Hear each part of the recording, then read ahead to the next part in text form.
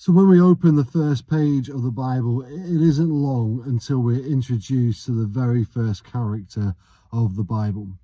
You know, the very first words of the Bible are, "In the beginning, God." So in the first 4 words of the Bible, we're introduced to the main character being God. And, you know, the Hebrew word that is used for God here is Elohim.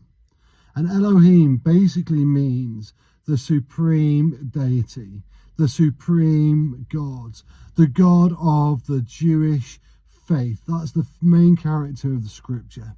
And we are introduced to him in the first line, or the first 4 words of the Bible.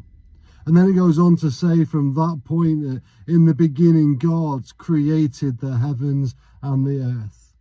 So not only are we introduced to the main character of the Bible, but we are introduced to one of the key characteristics of Elohim, the supreme deity, the supreme God of the Jewish faith. And that is that he is a creator. And one of the things we'll begin to see as we go through Genesis chapter 1 is that he created the universe, and that he created you, and that he created me.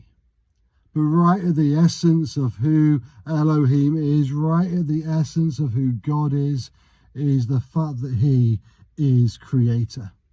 That out of nothing, he can make something. Isn't that quite a fascinating thought? And, you know, so often we are asked the question, well, who made gods?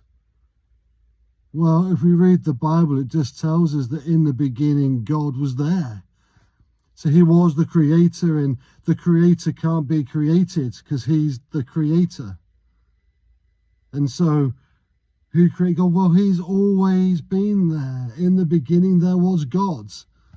That's all we know, and we can't trace it back any further than that. So God has always been.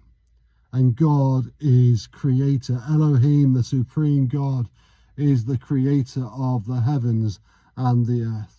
And he created all the things that we know about, and he created all the things that we don't yet know about. Just allow that truth just to sink in for just a moment.